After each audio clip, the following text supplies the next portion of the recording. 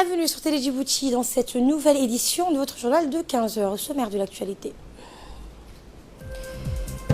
Et la République de Djibouti a perdu aujourd'hui une icône nationale, feu Fatouma Ahmad Dambil.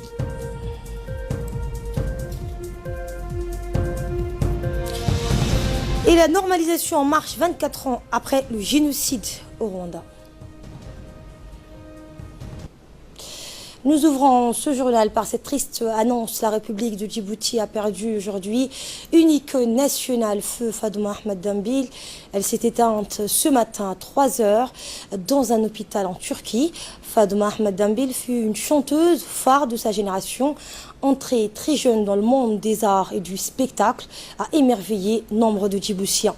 Elle était très appréciée par les mélomanes pour sa voix fluette, perçante et prenante. Arrivée à Djibouti en 1971, après avoir officié au sein de la troupe artistique nationale de Radio Mogadiscio, où elle a été une des meilleures voix de la nation somalienne. Elle avait milité au sein des instances indépendantistes, où elle a été une artiste engagée dans tous les sens du terme et dans tous les domaines sociaux, culturels et politiques. La défunte laisse derrière elle des nombreux admirateurs et admiratrices du territoire national. Le ministre des Biens Warf et de la Culture, le directeur de la RTD, ainsi que tous les artistes djiboutiens adressent leurs condoléances les plus attristées à la famille de la défunte. Que Dieu ait pitié de son âme. Inna lillahi wa inna ilayhi raji'un. En marge de la 71e session de l'Assemblée générale de l'OMS, le ministre de la Santé, le Dr Jamal Merakié, participe aux travaux d'une conférence internationale sur l'accès aux médicaments et autres produits essentiels pour l'Afrique francophone. Le ministre de la Santé a été mandaté par le chef de l'État pour représenter à cette conférence, co-présidée par le directeur exécutif de l'ONU-SIDA, M. Michel Sidibé, et la secrétaire générale de la francophonie, Mme Michelle John. Ali Abdoulaye est avec nous sur ce plateau. Bonjour Ali. Bonjour Asma. Et on fait le point avec vous sur cette conférence internationale. Effectivement, donc le ministre de la Santé djiboutien a fait une intervention dans laquelle il a présenté l'état de la situation à Djibouti ainsi que les différentes mesures pour mettre fin au trafic illicite des médicaments falsifiés et de qualité inférieure. Il n'a pas manqué de souligner la nécessité d'un engagement fort et coordonné des différents acteurs institutionnels pour un résultat pérenne. Le ministre de la Santé, Dr Jamal Merakié, s'est par la suite entretenu avec le directeur exécutif de l'ONU-SIDA, M. Michel Sidibé, avec lequel il a longuement évoqué les résultats enregistrés en matière de lutte contre le VIH-SIDA en République de Djibouti.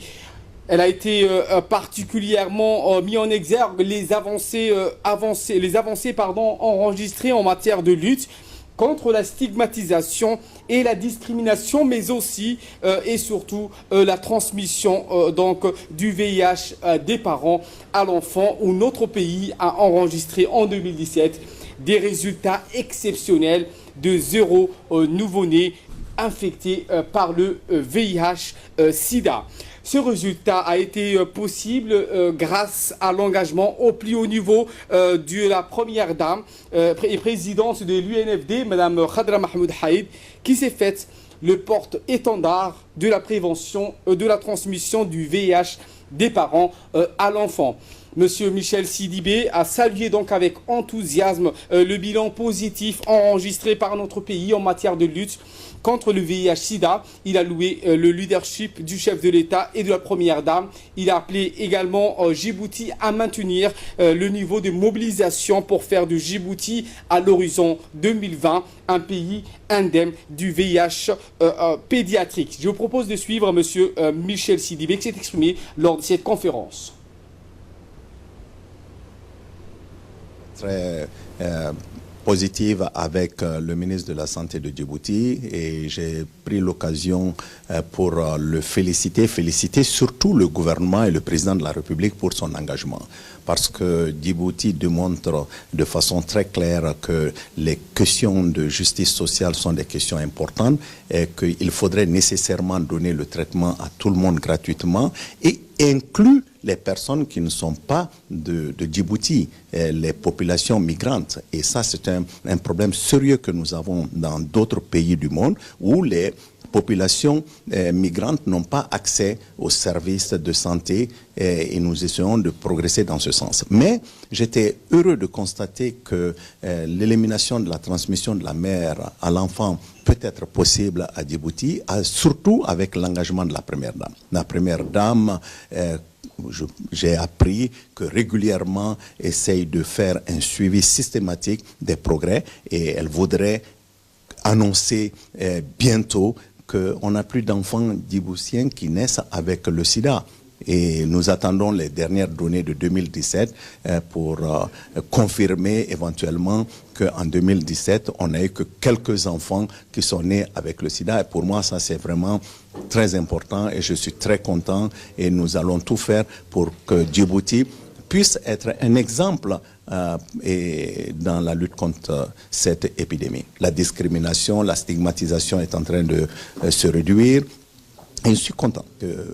Nous sommes fiers parce que quand on a décidé de vraiment faire la Première Dame notre porte-parole sur cette question, on voit que les résultats, les engagements sont là. Il y a une pression quotidienne sur les acteurs pour faire en sorte qu'on puisse éliminer la transmission. Toutes mes félicitations à la Première Dame et encore toutes mes félicitations que Djibouti soit membre du comité. Voilà, donc c'était le directeur exécutif de l'ONU-SIDA qui affirmait que la République de Djibouti a atteint un progrès majeur concernant l'élimination de la transmission du sida de la mère à l'enfant. Merci à Abdoulaye pour toutes ces précisions.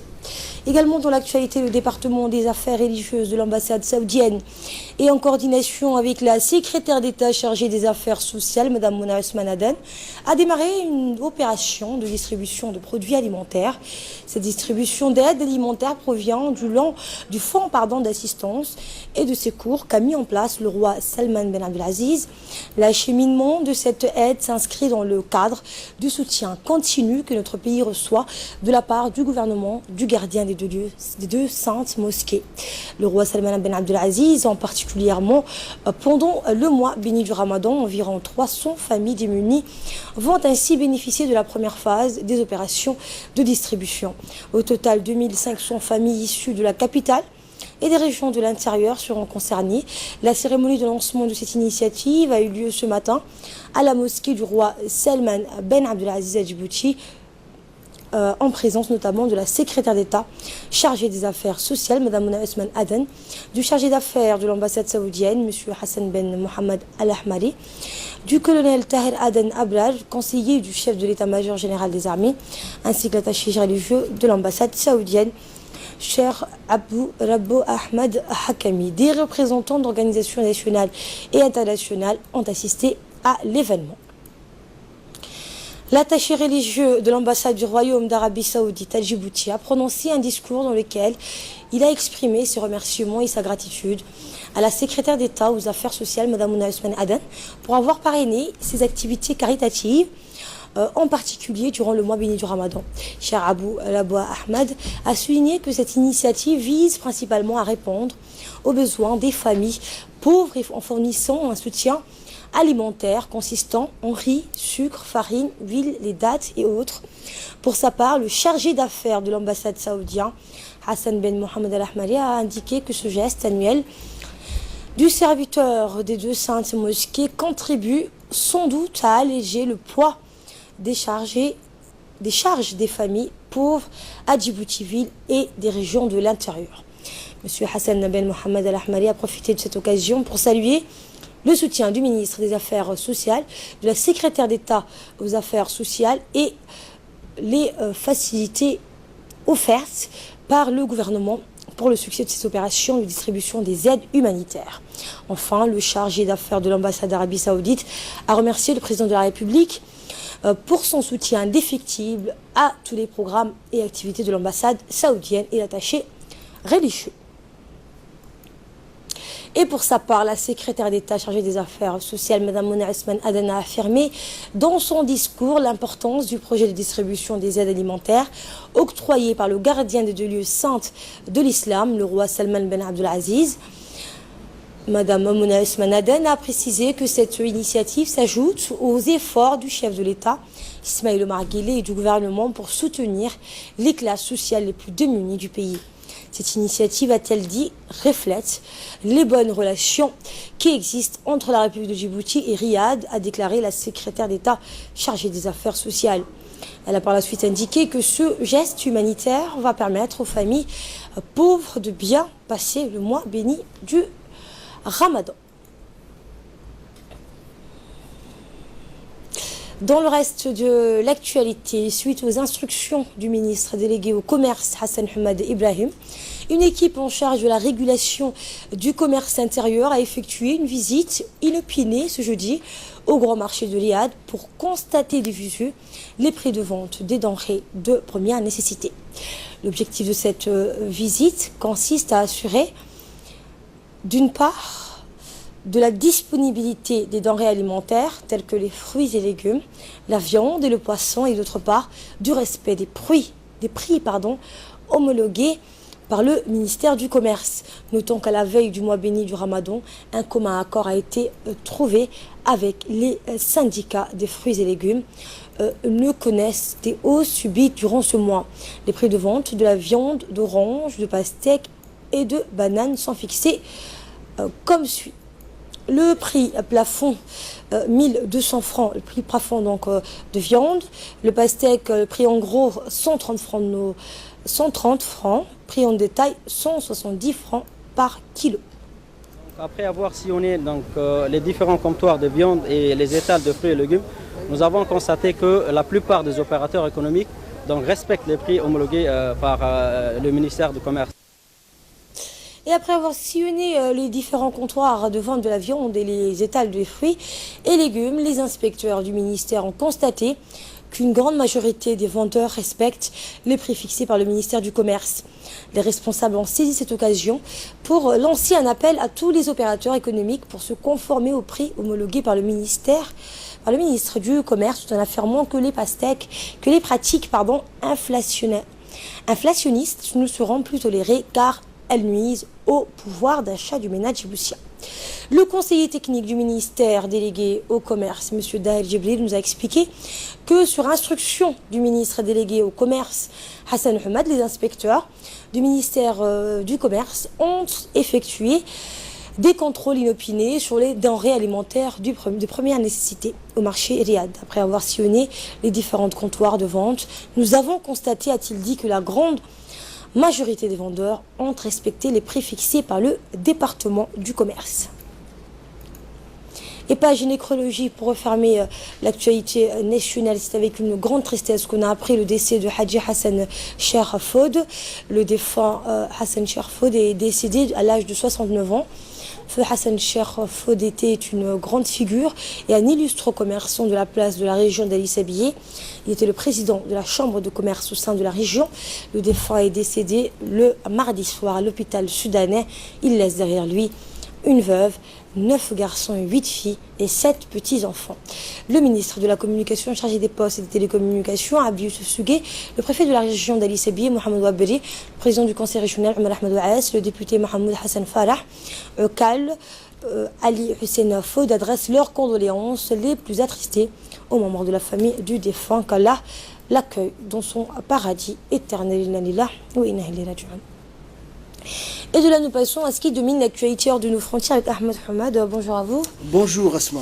Et on commence avec le président rwandais qui est à l'Elysée. 24 ans après le génocide survenu en 1994, dans lequel la France a été accusée d'avoir soutenu le pouvoir Blasse, le président Emmanuel Macron a reçu hier à l'Elysée son homologue rwandais Paul Kagame.